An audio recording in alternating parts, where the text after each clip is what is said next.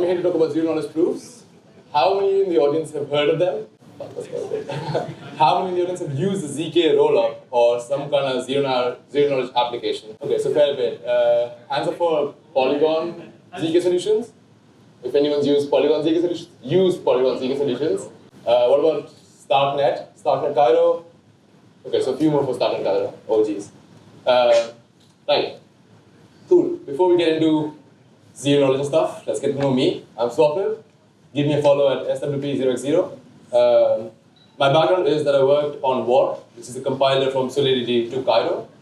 We'll learn what Cairo is later, but in a brief, it's a smart contract language for Starknet. Starknet being a ZK rollup. I worked with Aave on porting the Aave protocol from Ethereum to Starknet as well. So that's my background. Also, I'm not a ZK expert. I just understand it enough to explain to other people. I can't do my own research. Right, so why are we discussing zero-knowledge proofs? So 2020 was an incredible year for crypto and blockchain in general. DeFi summer, I'm sure people here made loads of money. But it was a bad year for people like us or me because the gas went up. And that's not good if you want to onboard the next billion users. So we need to scale. There's multiple ways to scale. Zero-knowledge rollups are one of the ways to scale. And if you're going to use them, then you might as well understand them. So today I'll be focusing a lot on the math behind it. So when I say a lot, it won't be very detail heavy, but it'll be just the general math overview, a bit about the protocol of how ZK stars work, and a lot about how your programs can be converted to polynomials, and we'll see why we need polynomials later. By the way, I want this to be a conversation, so at any point feel free to raise your hand, talk to me, curse me, whatever. Right, so what is a zero-knowledge proof? So simply put, a zero-knowledge proof is a validity statement where you prove something without revealing any other detail apart from the fact that the statement was true. So it involves two parties, the prover and the verifier, where the prover is trying to convince the verifier of this validity statement. So an analogy that my friend here, Sean, helped me come up with was that, let's say I have a colorblind friend, and I give them two billiard balls, one red, one black. I want to convince them that these are two different balls, but they obviously can't see the colors. So I give the balls to them. I say, hey, hold them behind your back, switch if you want to or don't, it's up to you, but put them in front of me and I'll tell you if you switch or not.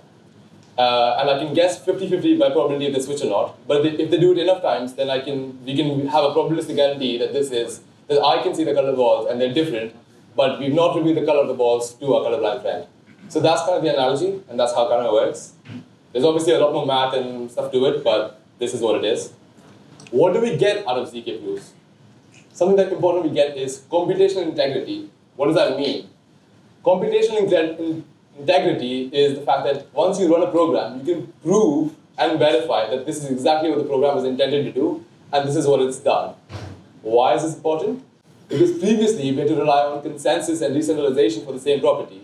So in proof of work, the miner does some work, and the other one just verifies work by doing it again and checking the results are the same. And that's what the tolerance of 50%, because if you have 51% of the network, you can say, no, your work was wrong, and bye-bye. And similarly, in proof of stake, there's a 30% consensus threshold. So in ZK proofs, the probabilities are much better, by the way. It's like 99.9999, whatever. And it's computationally cheaper and easier as well. Now you might think, so from all this, oh, by the way, we can also batch our transactions now, so we also get the benefits from that. Yeah. So now you might think, so now do we not need this decentralization when we have ZK rollups? No. We don't need it for computational integrity. We need it for DDoS protection and anti-censorship. So DDoS protection, I guess you all know, if there's only one sequencer or one operator, everyone can just take it down, send requests, hammer down.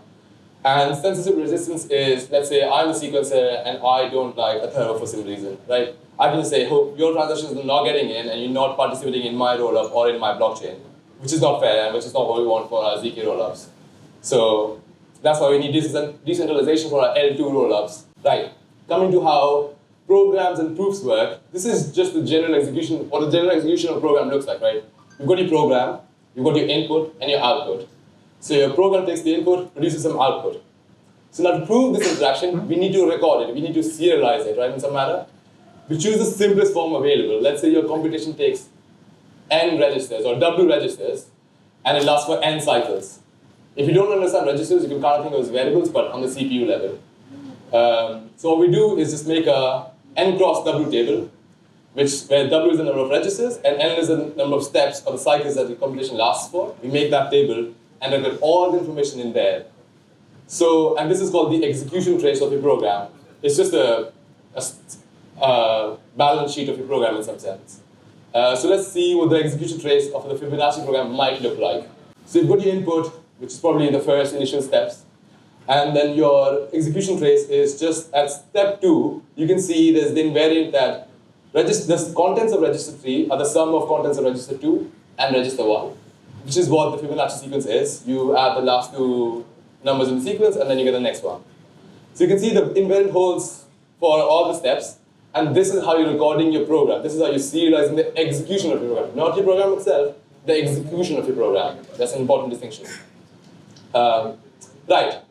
As a first thought, we might think that maybe we can verify this by like random sampling, because we can see the Fibonacci. By the way, do people know what Fibonacci sequence is, right?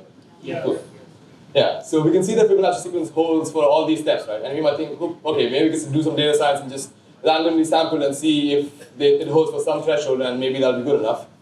But the problem with that is, if we try to do that, let's say the prover or the person sort of convinced to verify that this is the Fibonacci sequence, they could lie in certain spots, and the random sampling would have to be pretty much 100% to catch, or like pretty much really high. And at that point, you're just doing the entire program anyway. So you're not saving any computation. Your verifier is just literally rerunning the program again, which is back to like proof of work kind of mechanism. That's not what we want. We want to save computation this time. So this is where polynomials come in. Raise your hands if you kind of have an idea what polynomials are. You've seen some equations in high school, x squared minus 1 kind of things. Those are what polynomials are. They're just a generalization of quadratic equations and stuff like that. Right. So this is where polynomials come in. And we use polynomials to prove our programs. I'll get into more on how our programs are converted into polynomials, but let's get into the actual meat of it. How does the proof work? And what's the mathematics behind it? Please feel free to ask questions, by the way. Cool. Right. 2 important properties of polynomials that we need to know. If you can't verify it, just trust me. Right? Consensus and all. So 2 unequal polynomials of degree d are almost unequal everywhere. They're not like. So let's say you take 2 polynomials. They're pretty much the same, but you just change it by a little factor. Just the property of how polynomials work. They will be different in almost all points along the graph. The other one that's quite important as well, it looks quite fancy, but there's a helper out down there. But the idea is that you can divide the polynomial by its roots. So think back to high school where you had x squared minus 1, and then we all memorized that x squared minus 1 can be factored into x plus 1 and x minus 1. Here, plus 1 and minus 1 are the roots of x squared minus 1, right? It satisfies it. So if you put minus 1 or 1 instead of x, you get 0, and that's what the roots are. It divides it completely. You can have a little scalar, so this is just a generalization of this. You've got your polynomial, you can divide it by its roots, multiply by a scalar because maths and shit. Cool. Now, so we have our polynomial. Let's say we just have a polynomial. I'll get into how we get it later, but we're going to apply some constraints to it. Those are the constraints that we're trying to verify. So in our case, it's the Fibonacci constraint. The Fibonacci constraint is quite simply put just this, which is Fibonacci of x is the Fibonacci of x minus 2 plus Fibonacci of x minus 1. To express this as a constraint, we turn into just put it all on one side, so you get Fibonacci of x minus Fibonacci of x minus 2 minus Fibonacci of x minus 1 is 0. That gives us our constraint polynomial. Now, there's a subtle point about boundary constraints, because the last Fibonacci constraint that we saw, this one, still allows numbers like 70.3, 77, and 140.3. Those are not valid Fibonacci sequences, but they fit the constraint that the last slide had, right? So how we get around this is we just add more conditions to it, saying that the constraint, that the first Fibonacci number is 1, the 0th one is 1, and the first one is also 1. Those are the constraints that we come up with for the boundaries at the start. And for some programs, you also might need the end, but the idea is just this. I'm going to be skipping over the boundary constraints because they just make the math harder and make the graphs look a bit uglier. So we'll be skipping that, but in real stars and snarks, you need them. Any questions, by the way? So for the more mathematically inclined people in the room, this graph kind of represents the Fibonacci polynomial. So at the y value of this graph is the Fibonacci sequence, and the x is the first Fibonacci number, second, and so on and so forth, right? And I think it only goes up to 8 or something, but right. Remember we talked about the transition constraints? So this is, what I've done here is compose the transition constraint, which was fib of x minus fib of x minus 1 minus fib of x minus 2 is 0, onto the graph of the polynomial itself. Right, and what's happening here, what's the most interesting part is that this blue one is the constraint polynomial, and I'm coming from the graph here, and every point that it crosses 0 at on the x-axis, on the y-axis, is every time it's satisfied. So every time it crosses 0, it means that the coinciding green line, those are valid Fibonacci sequence. Yeah, does that make sense? And there's some cool properties about the shape of it as well. I'm not going to get into that. Also, you might realize that it doesn't do it for 0, 1, 1.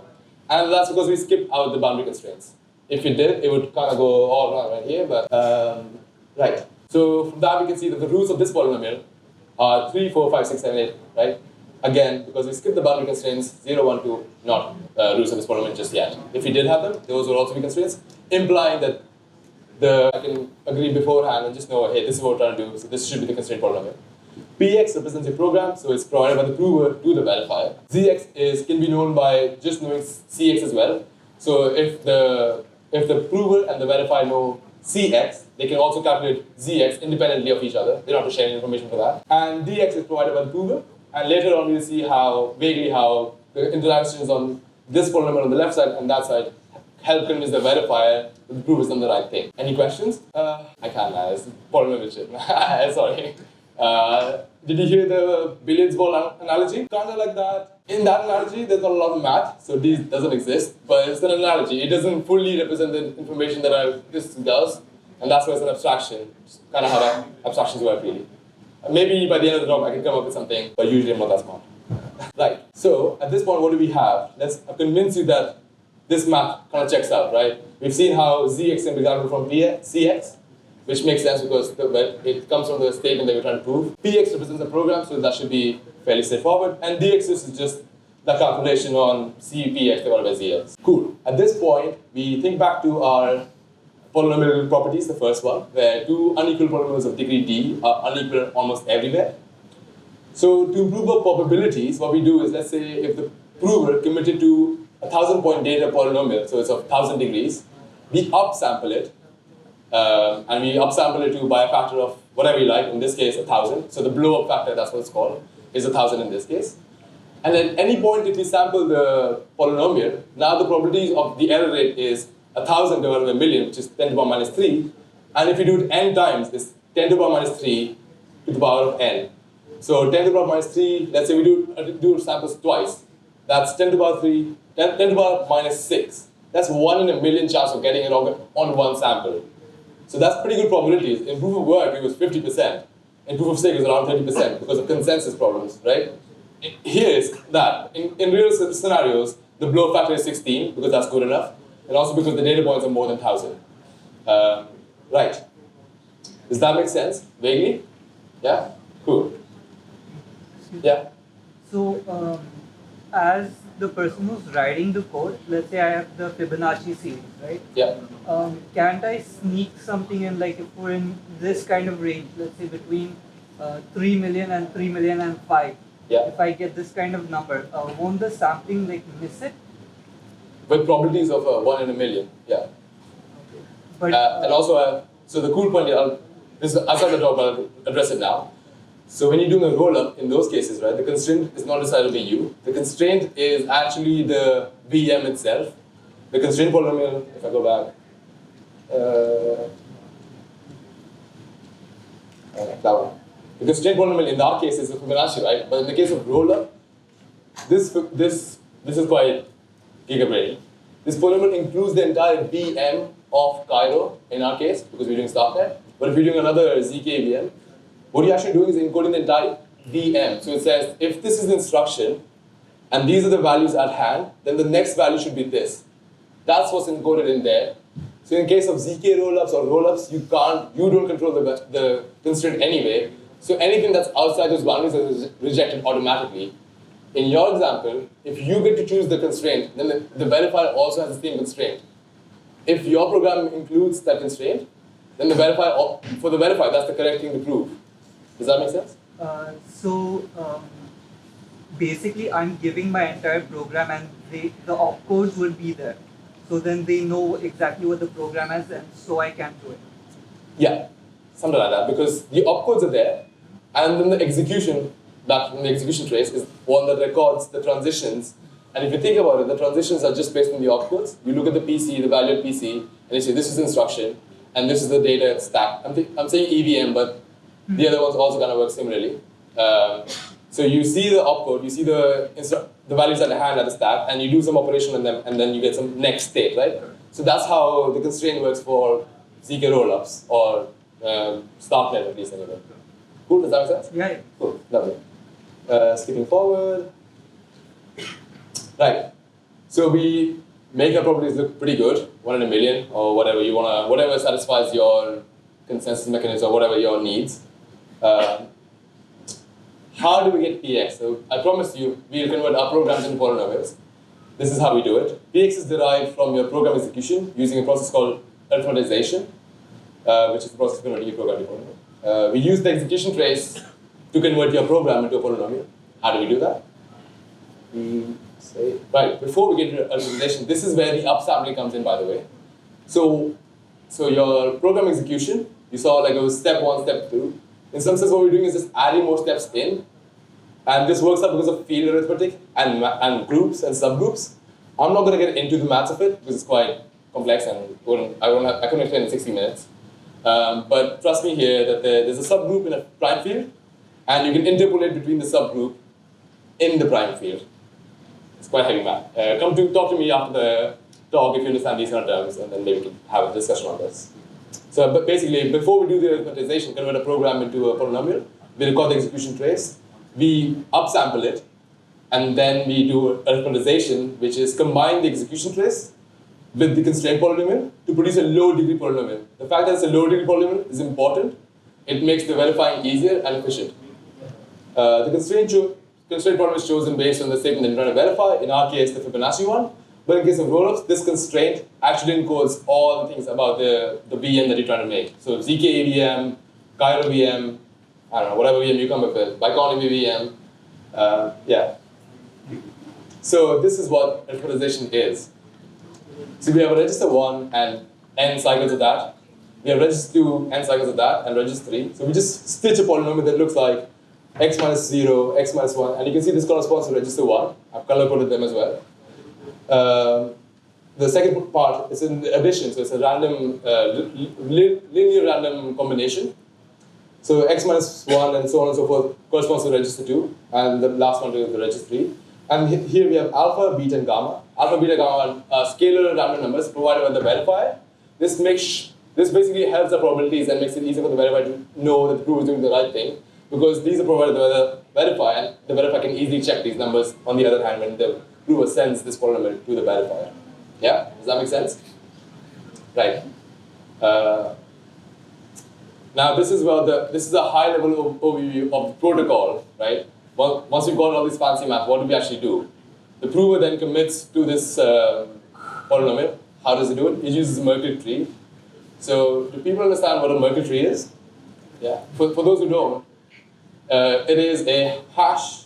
It's a hash node representing the entire tree. How does it do it? You pick the leaf nodes, you keep hashing them up in pairs, and you keep doing that until you get to one root. Yeah? So for a polynomial, what you actually need to do, you don't need to pack information about x and whatever. You can just do the coefficients. So if it's 2x plus 1, you need to hash 2 and 1 to get one node. 2x squared plus 3x plus 1 would be 2 and 3, and then the root of that, or padding or whatever. You get the idea. So at this point, what happens is the prover commits to this polynomial px, right? Cpx actually, sends it to the verifier. The verifier now asks for values of this polynomial cpx at certain paths. The prover opens its Merkle commitment at those paths, sends the values to the verifier. It does a bunch more stuff like FRI, make sure that it's a low-degree polynomial, and a bunch of other things. And the C case now, so you'll have some other mechanisms of making sure that this happens. But this is a general idea. Now the prover can send something to the verifier. The verifier says, hey, what's the value at this point? The prover sends the value over. the verify can also calculate that because it knows CPX, it knows CPX now, it knows ZX because that's independent, and it can check with DX that this is in line with the DX that the group originally sent. Does that make sense? Cool. So this is the magic slide. This is what the magic happens. This is the protocol now. It's excitement. Woo. Love the energy. So what can we do with this complex map that no one understands apart from in this room for like Rick from Bioeconomy and some other guys in this room? Right. So what can we do? We can offload computations from third parties and verify that they did the right thing. So let's say I wanted to calculate my age, which is a really large number, right?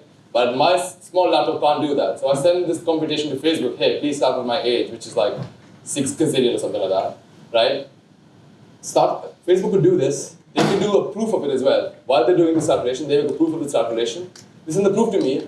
The verifying part is cheaper, so it's log n. In case of ZK stocks, it's polylog n of the computation itself.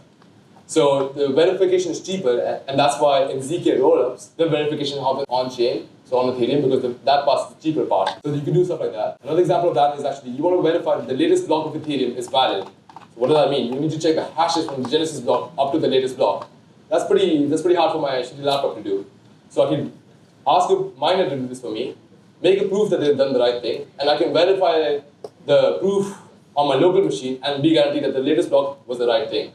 Does that make sense? This is interesting, but the third point is really interesting. That's one of my favorite ones. Is let's say you want to keep your account balances private, but you still want to like do transactions between them, and you want to prove to other people that you're not like double spending or anything like that. What does that mean? So transactions being valid, the total amount of money that all the accounts that you transacted with stays the same. There's no money coming in out of the system or out of the system, this private system.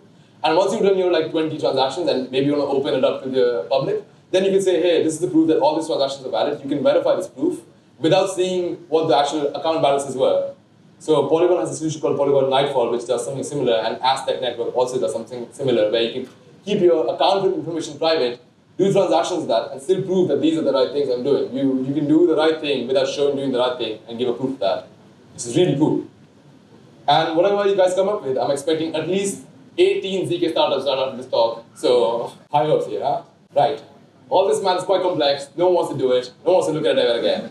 What do? We use Cairo. It's a smart contract language for Starknet. Starknet is a ZK rollup. It makes our life easier instead of writing these polynomial by hands, which is what the Starknet team used to do back in the day. And the guys, this is quite stupid and this can't scale. They made this language called Cairo, esoteric language, which converts your program into polynomials and then does all the beautiful math behind the scenes.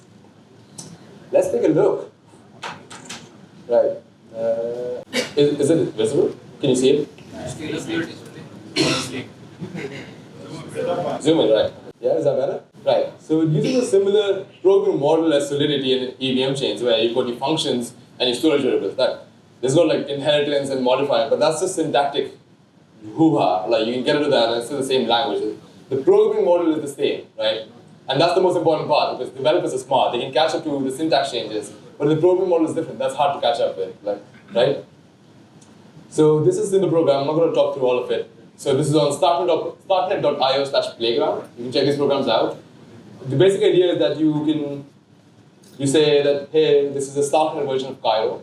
Cairo comes in two forms, one where you can just do ZK proofs, and one where you can run Cairo on Starknet, which is a ZK rollup, right? Cool. So this pragma is just saying, hey, you're on Starknet, let's do Starknet stuff. Built-in saying, you don't need this anymore, they've abstracted away, so let's just ignore that for now. There's a storage variable. With a decorator, you say it's a function, A. Once you read it, you get a result, which is a fed, which is a field element. If you want to know more about field elements, come talk to me after the talk as well. But this is storage var because it says it's a storage var. You write functions, view functions. We're all familiar with them, right? Yeah, you say this is a view function, add, takes two files, returns a result, which is a fed as well. And all it does is says res equals x plus y. Cool, pretty simple, standard, box standard stuff. You can have external functions as well. I haven't put in the implementation because I forgot to. Right. Coming on to a program that actually does a bit more interesting stuff. Again, some built-ins, some storage var, your balance, right? It's a mapping. Yeah, you map from a user ID to a result, right? Scroll down. You have a view function, which is the get balance. It takes the user ID and returns the balance for that user, right? What it says is balance.read, so read from a storage var with what key, the user ID that the function just got in, read the value and return the result. Similar program model again. The point is that this is pretty much Solidity, but really bad syntax. Increase balance just says user ID and amount, increase the balance for that user. Cool. So at this point we can read and write. You read the balance, and at this line you write the balance. For user ID you increment it by amount. So you can deploy, run, and everything here. I've already done that. I'm not going to do that. It takes a while. It's an alpha startnet, so it takes a while to deploy. This is the transaction. This is the contract itself. Let's look at the transaction that actually deployed the contract. Right? Says whatever, same kind of box kind of stuff as any other blockchain. Now look, let's read and write from the contract itself. You go to Voyager, which is the block explorer for Starknet, done by guys at Nethermind. Let's say we want to read the balance of user 1337, right? Say query 0, right? 1337 has no money, poor lad. You then go to write contract. You say increase balance, whatever user ID, let's say 1337, and you want to give them 10 fells or whatever. That's Argent, Starknet's one of the Starknet supporting wallets. MetaMask is already working with them as well, so I think that support will come soon as well. This might take a while because it's alpha. So what I did was I gave 1338 a bit of money beforehand. And we can check that works by just asking how much money 1338 has. Query it. 1338 has 10 fells, man. That's some real money. Right, so that's what Cairo is. If you don't like what Cairo looks like, you can use Warp, which is a compiler from Solidity to Cairo, and Atharva and me helped write that. So that's a cool product that you want to use. And if you're using that, please let us know what you're doing with it. We'd like to help you out and know your experience with it. That looks bad. Use Solidity, use Warp, make life easier. How can you get involved in all this ZK mess, huh? Nethermind is hiring, even through the bear market, which has been growing like bears. Go to jobs.nethermind.io, come work with us. We do cool stuff. We do follow notification, auditing, research into ZK stuff. We do smart contract DeFi protocols. We write the client for Ethereum, so that's pretty cool.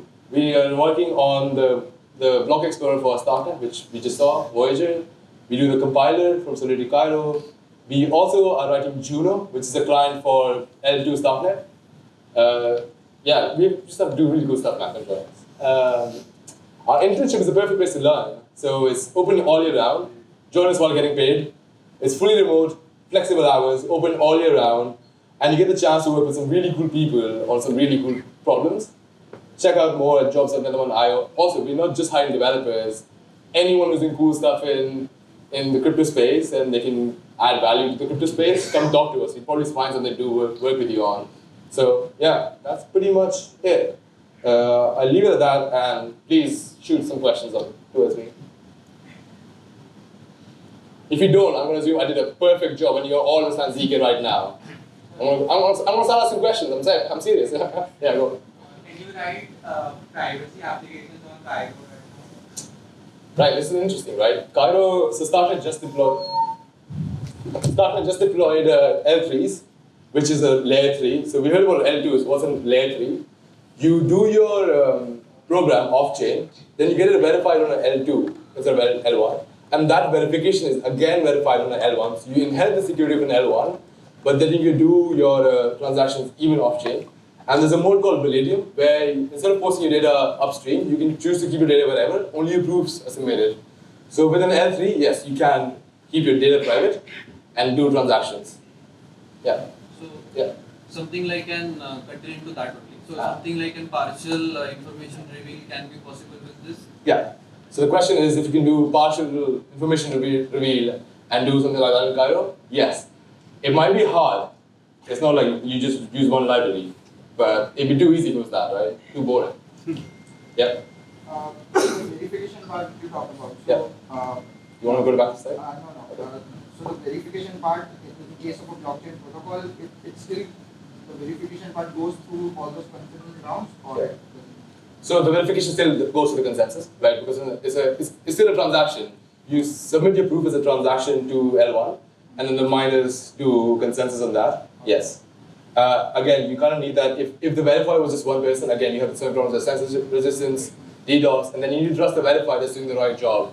So we rely on the old school way of verifying the verifier is doing the right job. This is where L3s come in, where you can verify the verification of a verifier using ZK stars. Yeah? Any more questions?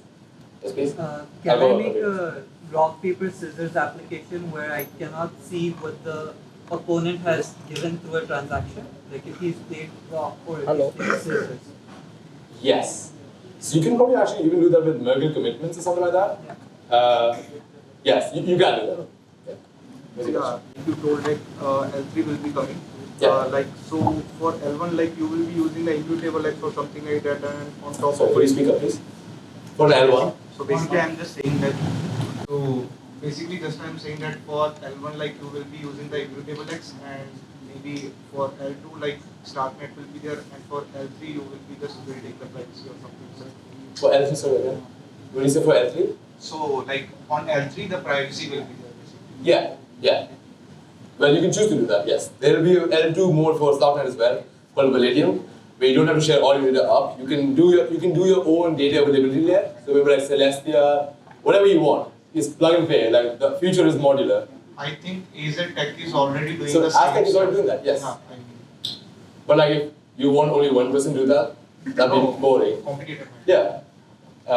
What the pitch with Starks, ZK Starks is the most efficient prover. And the verification is a bit longer, and the proof size is a bit bigger, but the hope is that we'll make ASICs data which do the verification. So your miners, in a world with only ZK rollups, your miners are actually just running ASICs that can do verification. That'll be super quick and super cheap, because it's special made custom hardware that does it on the hardware level. And once that's there, the verification cost won't matter as much. So that's the bigger ideas here. And just one more thing, last but not least, like if any developer just have to just build on top of the Starknet. Yeah. So will you be having any some sort of the grants or something? Yes, there's many grants, but the ZKX is here and they're planning a grant in the future. So get in touch with the team there. Yeah. Any more? So they're building a dashboard right now. I don't have the numbers on hand right now, but there's a project that's doing that right now. It'll be available like 2 hours, 2 weeks, something like that. So this is the cool part. The verification is happening right now on Ethereum. So it's a Solidity contract that's doing the verification. So it's around 22 million gas, something like that. So it's not that intensive. If the EVM can do it, then it's pretty good, right? I mean, EVM is a pretty shit chain. There's a question there. I'll come to you. Yeah, so basically, like the program, you somehow make it a low degree polynomial, and then you said like the verifier, achieve the 99.9%. Upsamples it, yeah. Upsample. So exactly, so that's what increase the dimensionality again. So upsampling, yeah. So like the verifier, like do they like somehow increase the number of dimensions and then try out a lot of points? So Yeah, it increased the degree of the polynomial, yes. okay. But the degree is still in the prime field that the prover and the verifier already agreed on. So initially the polynomial. There's a range. Yeah. So initially the proof or the 1000 degree in our case is a subgroup in that prime field, if you know what a subgroup is. It's a smaller group, it doesn't have to be distributed, you just interpolate it into the, it's a smaller part of the prime field, that's where the execution period is in, and then we extend it to the prime field. Okay. Yeah? There's a Some kind of question. transforms.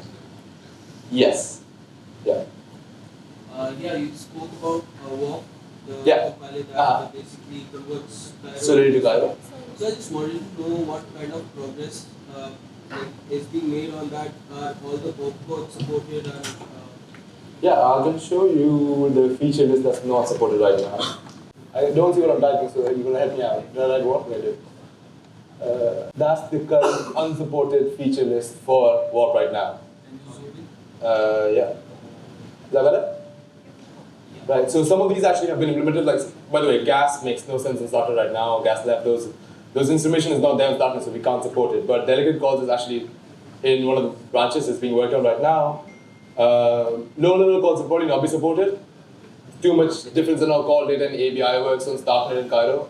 Too much hassle, no one there's no point using it, man. You can obviously replace it with the interface and the call like that.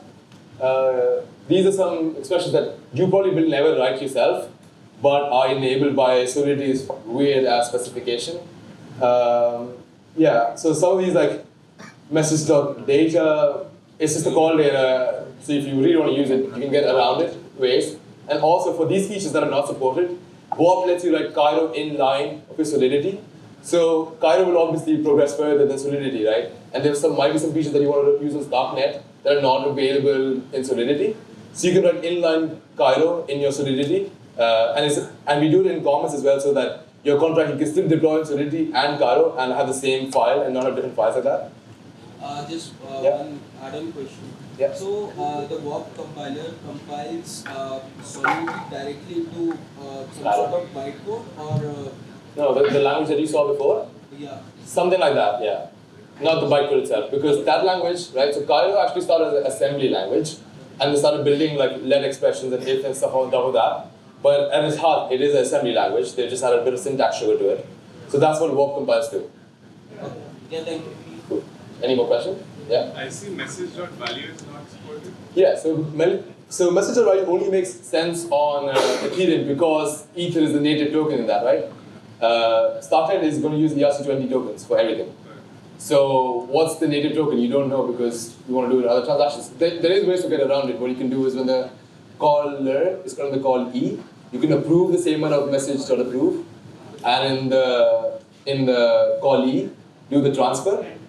Same mechanism, but just a way of doing it, a composable and smart contract way rather than a chain native way. Starknet also, by the way, supports account abstraction from day one. So the idea is that everything should be a smart contract, none of this chain level stuff. Is that all? Cool. I'm gonna assume you guys know ZK Stars. It was nice talking to you. I'm from Nethermind, by the way, and these three people in the front, Atharva, Rashid, and Shan, who also work at Nethermind. Come talk to us if you want to do something cool, learn about how Nethermind works, stuff like that. Yeah? Cool. Thank you.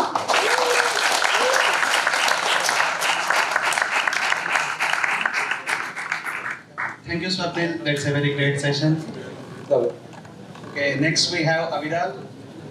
So now the session will be on Web3 hackathons for beginners. There are a lot of hackathons going on Web3. So he was one of the winner of the Web3 hackathon.